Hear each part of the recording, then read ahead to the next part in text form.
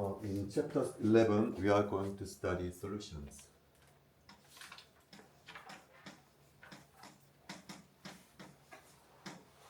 Solution is a mixture of solvent and solute.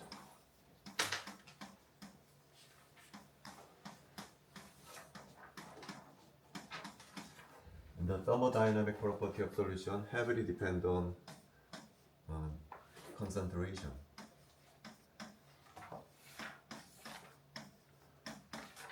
In our textbook, 3 concentration units are introduced. First one is mole fraction.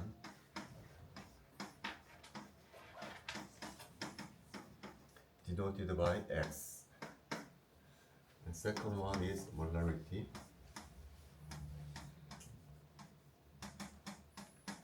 Denoted by plus M. Third one is molarity.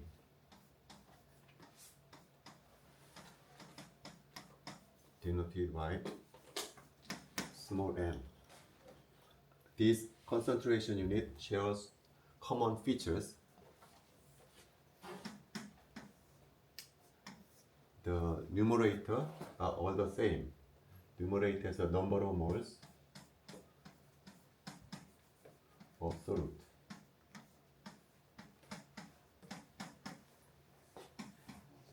So number of moles solute is equal to N2.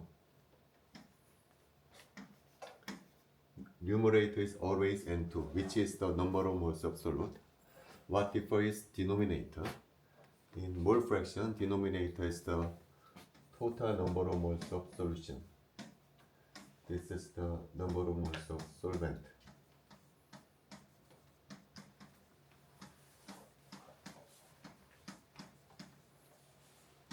This is the number of moles of solute. This is the definition of mole fraction. In molarity, the denominator is the volume of solution in liter. Unit is liter.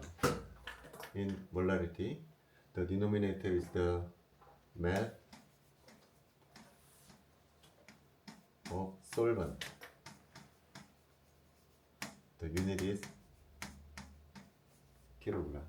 So this is the concentration unit of mole fraction, molarity, and molarity. All these concentration unit is closely related to particular phenomena. For example, mole fraction are closely related to pressure lowering.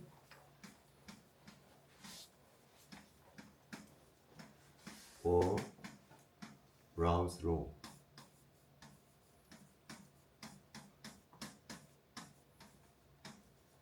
And molarity is closely related to osmotic pressure.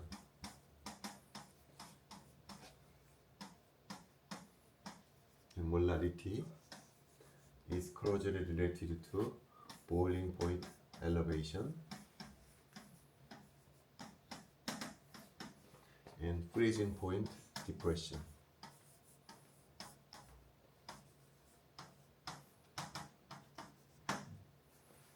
So all these quantities are related to this particular phenomenon. So anyway, to explain pressure lowering, osmotic pressure, and boiling point elevation, we need to define concentration of each type. As I said before, the thermodynamic property of solution heavily depend on concentration. The question is how to determine concentration.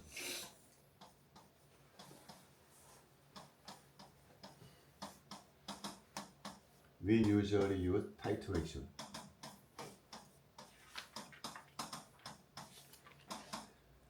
Titration is the primary method to determine concentration. In titration, make use of aqueous reaction, which occur in aqueous solution. And there are 3 types of solution that occurs in aqueous solution. First type is oxidation, reduction reaction.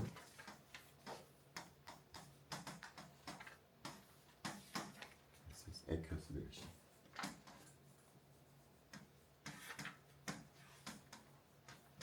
The reaction that occurs in aqueous solution. Second one is acid-base reaction.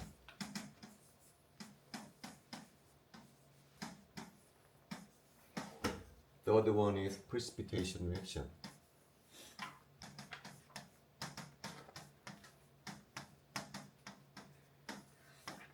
These are the three major type of aqueous reaction. And in titration,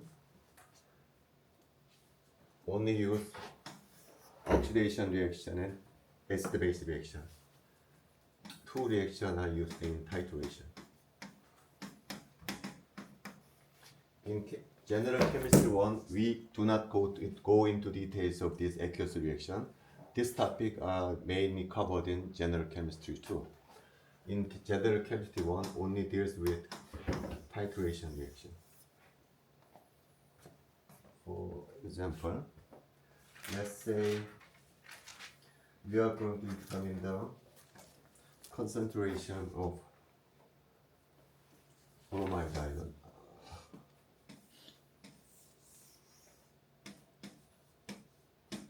Suppose we are going to determine the concentration of bromide ion. The volume is 50 milliliter. To determine the concentration of bromide ion, we are going to react bromide ion with Cl2 molecule. So to determine the concentration of bromide ion, we need to know the aqueous reaction involved. For example, how many moles of bromide ion reacts with Cl2 molecule to determine the concentration of bromide ion. For example, so the volume used for Cl2 is, this is the volume used in titration, and the concentration of Cl2 is 0.05 mole. This is the titration data. With this data, I'm going to determine the concentration of bromide ion, but we need to know how many moles of chloride molecule react with bromide ion to determine the concentration of bromide ion. It is well known that 1 mole of Cl2 molecule reacts with 2 moles of bromide ion. It is well known reaction equation.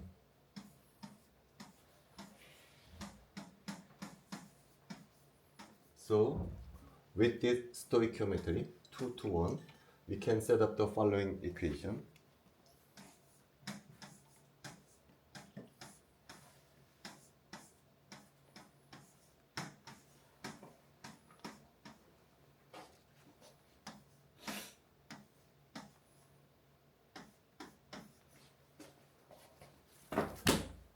This is the concentration of Cl2.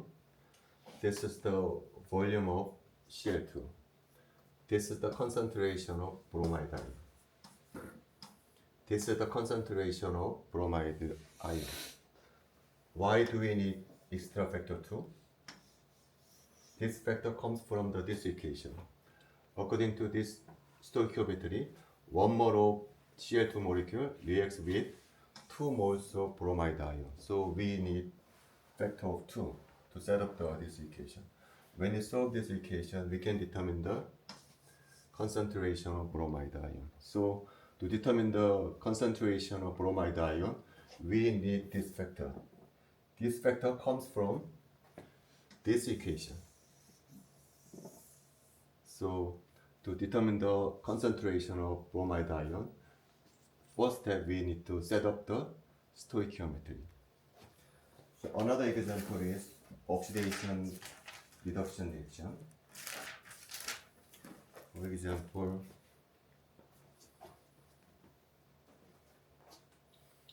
suppose I wanna determine the concentration of iron 2 plus.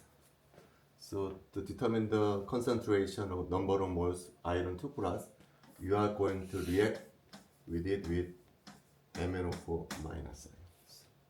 So concentration of MnO4 minus is 0.0962 mole. The volume used in titration is known to be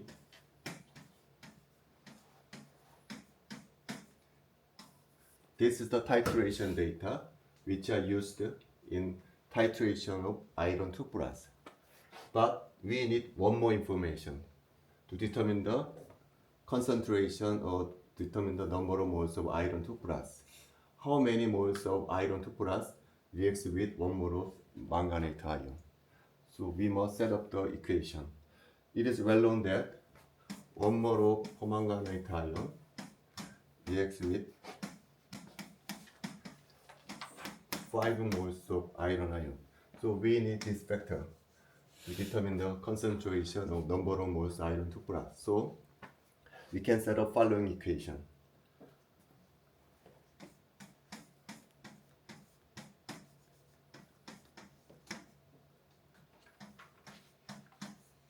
Number of moles of iron 2 plus is equal to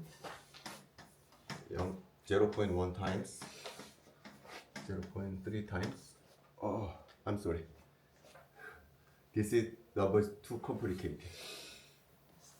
Let's say this is 0.1 mole. This is 0.3 liters. So when the concentration of permanganate ion is 0.1 mole and the volume is 0.3 mole, we can set up this equation. This is the concentration, this is the volume, and we need factor of 5. Why do we need this factor? Because 1 mole of permanganate ion reacts with 5 moles of iron ion. So we need this factor. So this one, when we multiply 0.1, 0.3 and 5, we can calculate the number of moles of iron. So to determine the number of moles of iron 2 plus, we need this factor. To determine this factor, we must set up this equation involved. So this step is very, very important to determine the concentration or the number of moles of iron. So next, we are going to balance the following equation. Let's say we are going to balance following equation.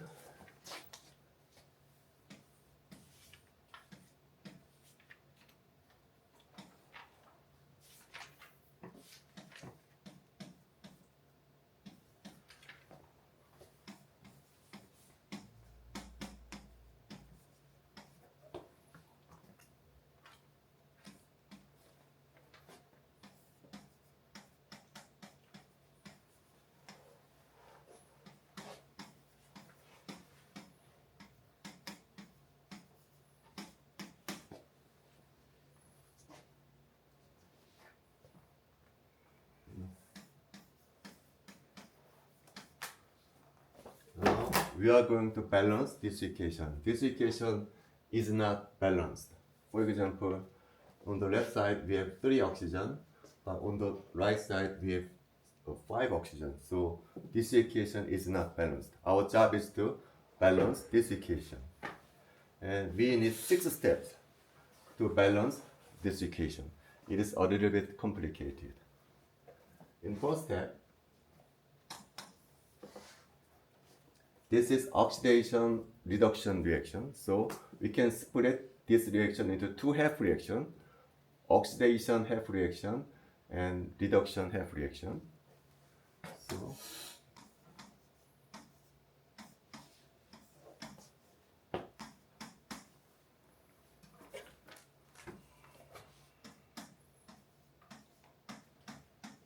this is oxidation reaction and reduction reaction, half reaction. So in this way, we can split this reaction into oxidation half reaction and reduction half reaction. This is first step. In second step, we are going to balance all elements excluding hydrogen and oxygen. Without hydrogen and oxygen, we are going to balance all the elements. For example, copper, sulfur, and nitrogen. But in this reaction, the copper sulfur, nitrogen are already balanced. There are only one copper on the left side. On the right side, we have only one copper. We have one sulfur. We have only one sulfur. We have one nitrogen and one nitrogen. So, in this reaction, copper, sulfur, nitrogen are already balanced. So, we can move on without doing anything.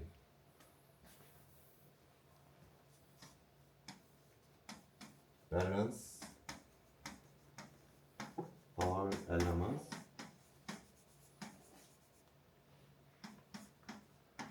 other than hydrogen and oxygen. This reaction is already balanced.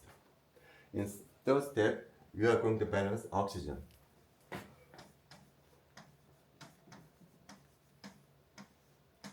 Oxygen by adding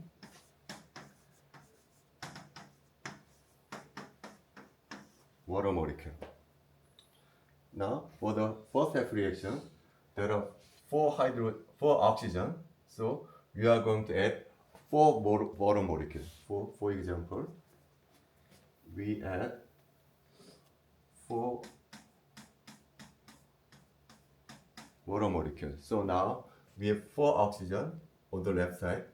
We have four oxygen on the right side. In this case, we have three oxygen. We have only one oxygen on the left side, so we need to add two water molecules. So in this way, we balance number of oxygen. In fourth step, balance hydrogen. Now, to balance hydrogen, we consider two cases: whether the reaction takes place in acidic solution or in basic solution. We consider two cases. When the reaction takes place in acidic solution, we are going to add H3O plus, to which side hydrogen is deficient, and we are going to add H2O to the other side. So in this case, on the one side we are going to add H3O plus, and the other side we are going to add H2O. So on the left side, one hydrogen is added. So for example, in this case, we have 8 hydrogen. On the right side, we don't have.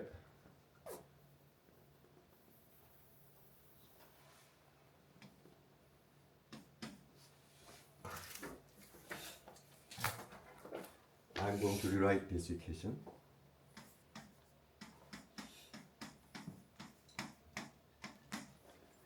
In this reaction, on the left we have 8 hydrogen, but we don't have no hydrogen. So we are going to add 8 H3O plus on the right side. And we are going to add H2O the other side.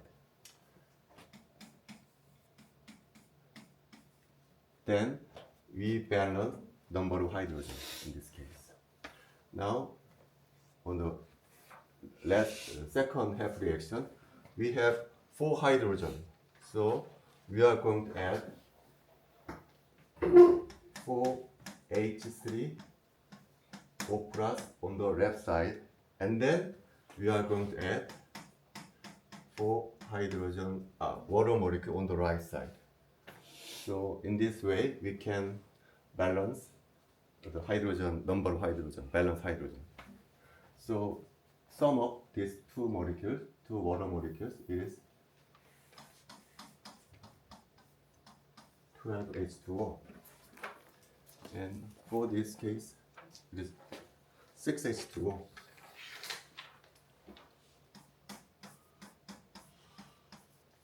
When this reaction is carried out in acidic solution, when we are going to add H3O plus, to which side hydrogen is deficient, and the other side we are going to add H2O. That result is that one hydrogen is added to which hydrogen is deficient for acidic solution. But in basic solution, we are going to add OH, you are going to add H2O to which hydrogen is deficient. And the other side, we are going to add OH minus. Then the net result is that one hydrogen is added to which hydrogen is deficient. This is the where in the reaction is carried out in basic solution. So we consider two cases, but in the textbook, this solution is carried out in acidic solution. So we add H0 plus, to which side hydrogen is deficient, and the other side we are going to add H2. So this is our solution. This is the fourth step, and then fifth step.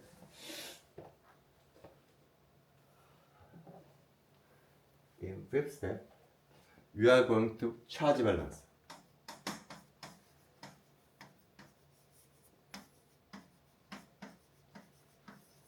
In the first half reaction, on the left side is neutral, but what is the charge?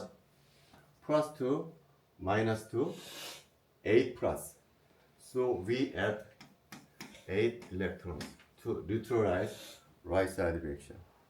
Plus 2, minus 2, 8 plus, 8 minus. So on the right side is neutralized.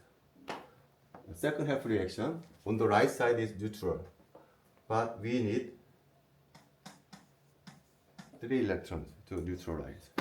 So fifth step is the charge balance. Now, final step.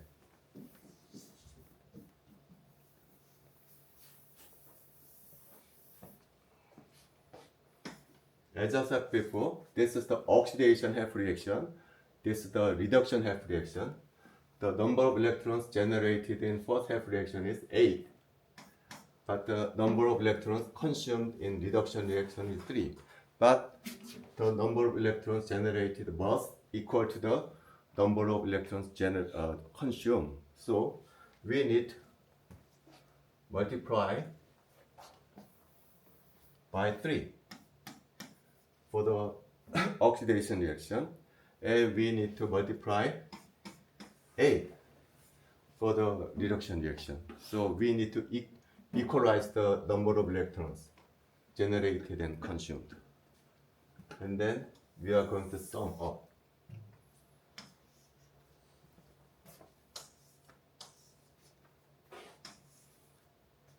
These two equations, this is our final equation.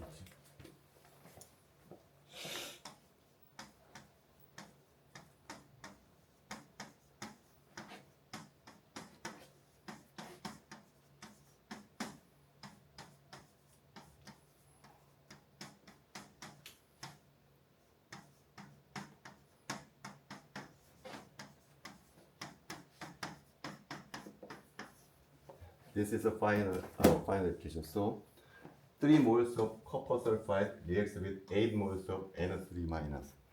So in this way, we can balance the oxidation reduction equations. So we need 6 steps to balance this equation. A little bit complicated. Now let's move on to another topic. There's a term called disproportionation.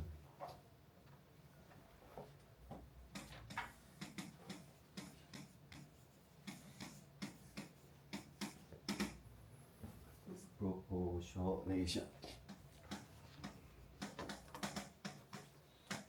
Disproportionation refers to reaction in which oxidation and reaction takes place simultaneously. Typical example is hydrogen peroxide. Hydrogen peroxide dissociates into water and oxygen. The oxidation, H2O2. The oxidation number of oxygen in hydrogen peroxide is -1. The oxidation number of oxygen in water molecule is -2. The oxidation number of oxygen molecule is 0. So this one oxidation number decrease, so reduction.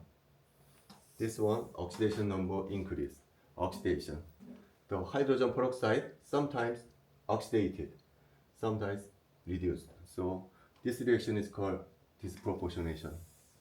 The molecule simultaneously oxidation and reduction reaction takes place. Maybe general chemistry 2 cover this topic in detail.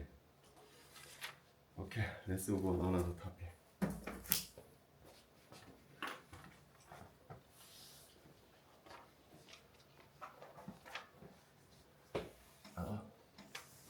This is a container, and the solvent molecule is inside this container, and the liquid molecule evaporate.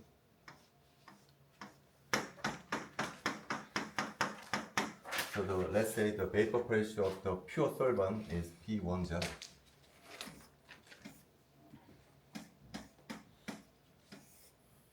P10 refers to vapor pressure of pure solvent. Now, let's say solute is dissolved into the solution. So, some of solvent are replaced by solvent. According to experimental observation, then vapor pressure is lowered. Vapor pressure is lowered. The vapor pressure when the solute is dissolved is called P1. This is the vapor pressure of pure solvent, P10. P1 is the vapor pressure when the solute is dissolved. According to Raoult, this one is proportional to X1, P10. This is called Raoult's law. X1 is called mole fraction.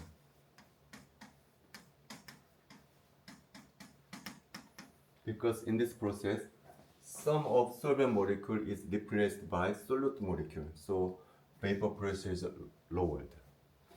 And generally, mole fraction is smaller than 1 by definition.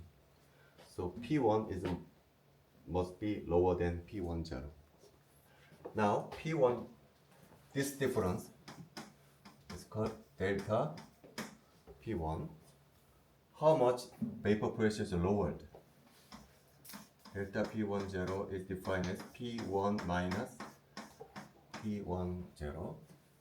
And according to Raoult's law, P1 is equal to X1 P10.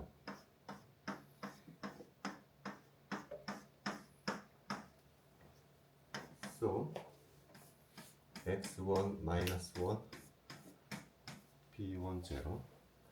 But X1 is mole fraction, so X1 plus X2 must be 1.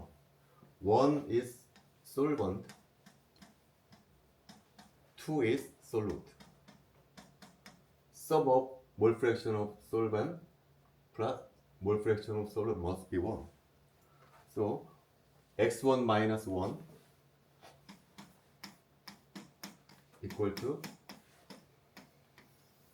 minus X2. So this is equal to minus X2 P10. This one is equal to minus X2 P10. And we are going to focus on this equation, Raoult's equation. Vapor pressure P1 is proportional to X1. So I'm going to plot vapor pressure P1 against X1. So when you plot P1 as a function of X1, it looks like this.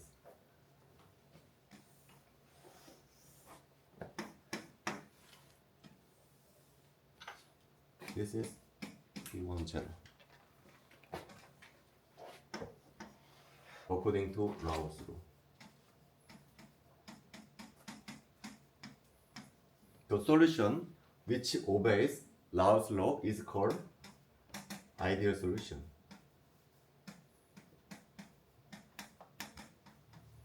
You may recall that what is ideal gas? What is ideal gas? Ideal gas is defined as a gas which satisfies ideal gas law. What is ideal solution? Ideal solution is referred to the solution which obeys Raoult's law.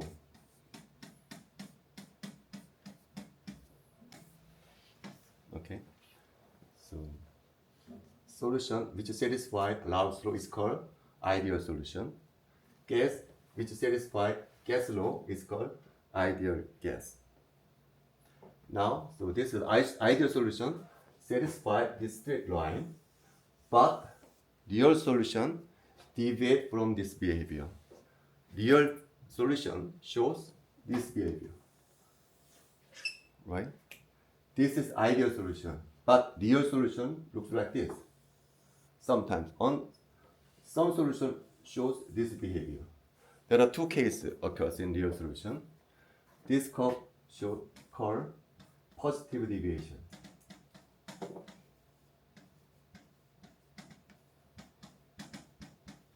This curve called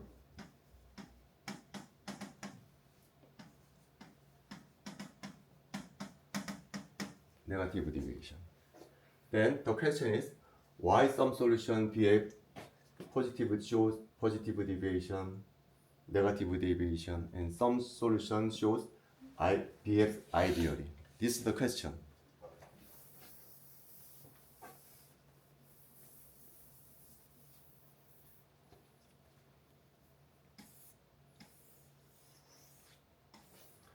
This is the solvent molecule.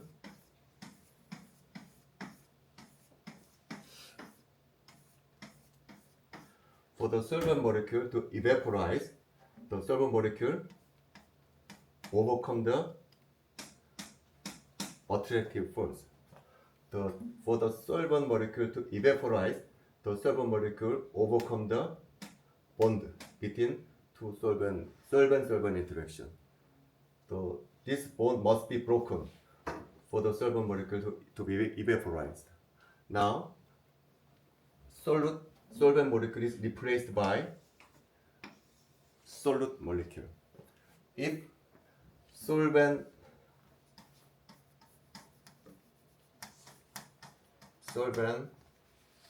interaction is same as solute interaction. Solvent interaction is the same as solute interaction. This solution behaves ideally. This curve. So the definition of ideal solution is this one. Solvent interaction is equal to solvent-solute interaction is equal. The solution behaves like ideally. But what happens in this case? When the solvent-solvent interaction is larger than the solvent-solute interaction, then in this case, this interaction gets smaller. So it is easy to break this bond. In this case, the evaporation of solvent is easy. In this case, this solution shows positive deviation, right? Because it is easier when the solvent is replaced by solute. So in this case, this solution shows positive deviation. So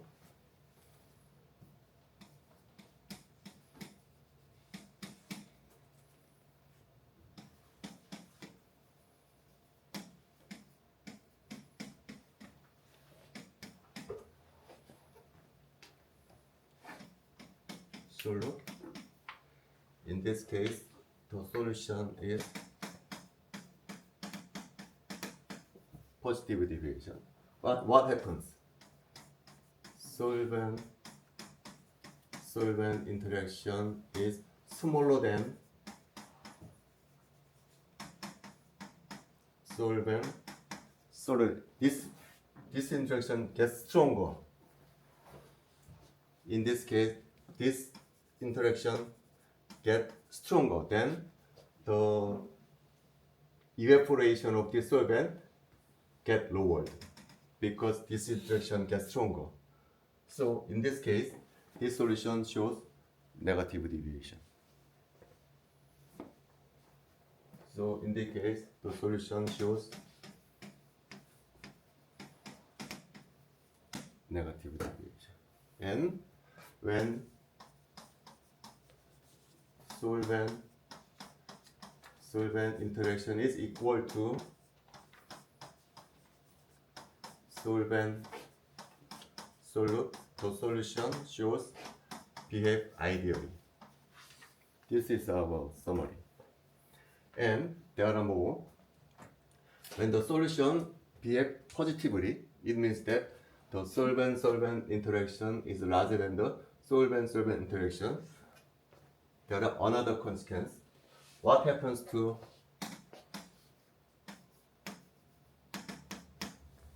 volume? What happens to enthalpy? When the solvent-solute interaction gets smaller than the solvent-solvent interaction, what happens to the volume change when the solute and solvent are mixed? Then what happens? Solvent-solute interaction gets smaller. Then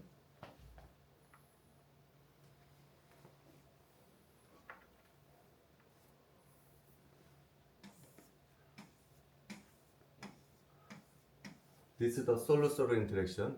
Then solvent is replaced by solute, and the interaction gets smaller.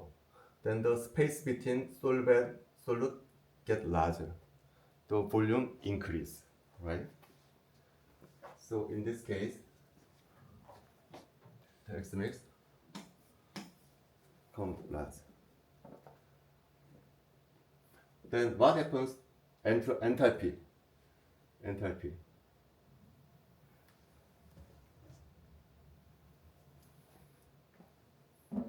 The interaction energy increase because the interaction gets smaller. The interaction energy increase compared to the solvent-solvent interaction. So in this case, enthalpy also increase.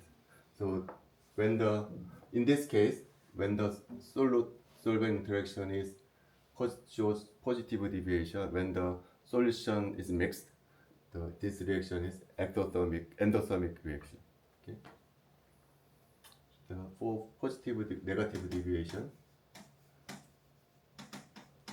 volume change negative, enthalpy change negative. For ideal solution, no volume change,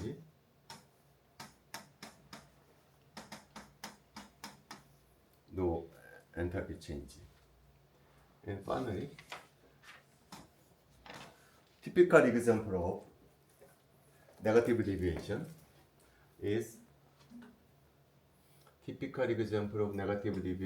is acetone and chloroform. Acetone looks like this.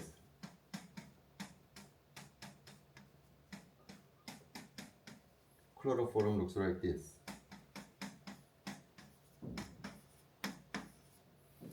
Typical example for negative deviation is the acetone chloroform solution. When acetone and chloroform mixed, acetone chloroform make a strong hydrogen bond. Solvent and solute can make a strong hydrogen bond, but chloroform or acetone cannot make a hydrogen bond. Chloroform does not make hydrogen bond themselves, but acetone chloroform can make a strong hydrogen bond. So this solution satisfies this condition. So acetone chloroform shows strong negative deviation. And typical example of positive deviation is ethanol and water. This is a typical example of solution which shows positive deviation. Ethanol and ethanol form a strong hydrogen bond. Water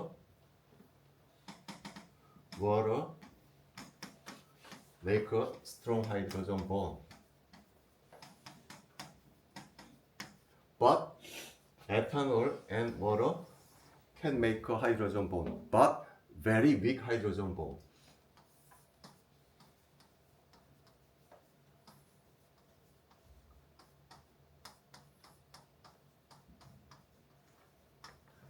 They make hydrogen bond with each other.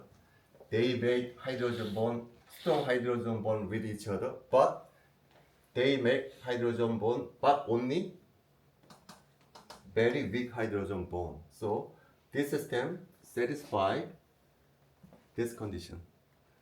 Solvent-solvent interaction is much stronger than solvent-solvent interaction. So this ethanol water solution shows positive deviation.